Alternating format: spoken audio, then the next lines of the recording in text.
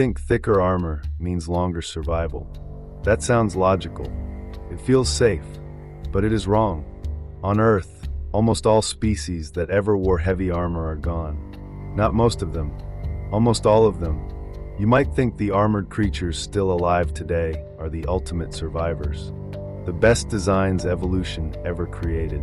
That is a serious mistake. They are not the winners. They are not the champions.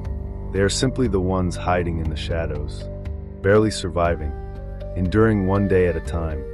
Trilobites wore armor for 300 million years. Then they were erased. Ankylosaurus carried armor so strong that even a Tyrannosaurus could not bite through it. Yet Ankylosaurus disappeared earlier than its predator. Glyptodon carried a shell strong enough to stop bullets, and still, it could not escape extinction. And then there is you.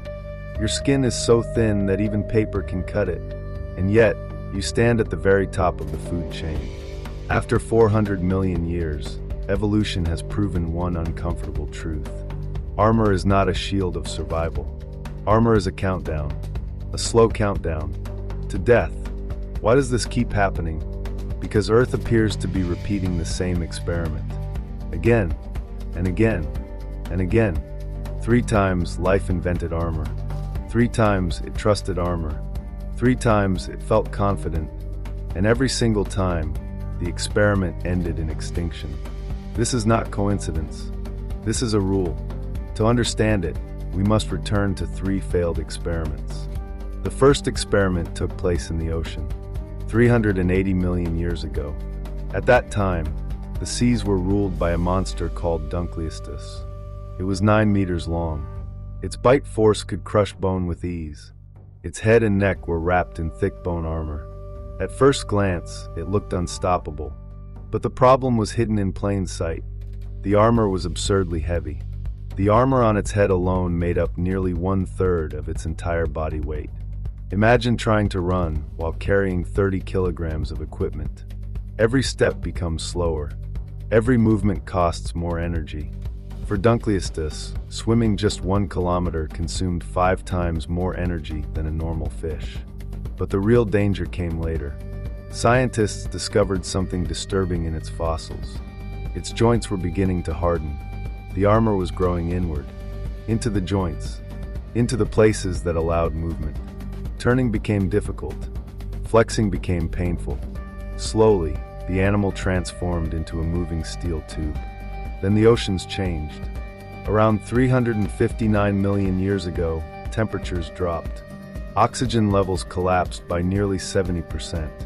The armored giants were the first to suffocate. They needed too much oxygen, too much energy. Meanwhile, smaller fish without armor survived. They were lighter. They needed less oxygen. This leads us to the first rule. Armor is an energy black hole. It feels like protection, but in reality, it is a time bomb. When conditions worsen, the most armored creatures are the first to starve. The second experiment took place on land, 150 million years later. Evolution tried again. A new group of armored animals appeared, and the most extreme of them all was Ankylosaurus.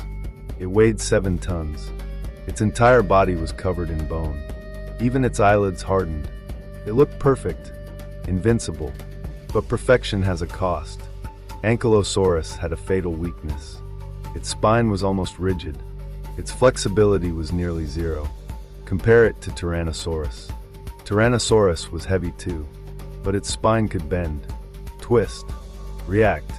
Ankylosaurus could barely turn its body. Just turning took several seconds. In nature, seconds are everything. When danger appeared, Ankylosaurus could not flee. It could not dodge. It could not maneuver. It could only stand still and endure the impact. There was another problem. Ankylosaurus was a plant eater. To survive, it needed enormous amounts of food. Hundreds of kilograms of plants every single day. Then came the asteroid. 66 million years ago, the sky darkened. Dust blocked the sunlight for nearly 2 years. Plants collapsed across the planet. Carnivores could survive by scavenging, by feeding on dead bodies. Ankylosaurus could not. Without plants, it starved. Just weeks without food were enough. Its heavy armor made long-distance migration impossible. This brings us to the second rule. Armor destroys flexibility. When the environment changes violently, those who can run survive. Those who can hide survive. Those who stand still inside iron die. The third experiment involved mammals. It took place in South America. 20 million years ago, Glyptodon appeared. It carried a massive shell of bone. Its tail ended in a heavy spiked club. For millions of years, nothing could harm it. Predators were helpless. Then humans arrived. Humans did not attack the armor directly. They attacked the strategy. They used fire to drive Glyptodon into corners. Fear forced it to curl into a defensive position. Then several people worked together. They flipped it onto its back.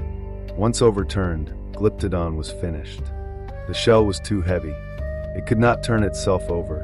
It lay there, alive, helpless, waiting.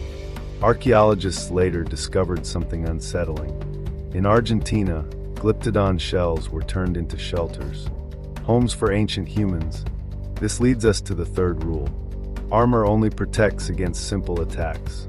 Against intelligence, tools, and cooperation, armor becomes useless. So why did humans win?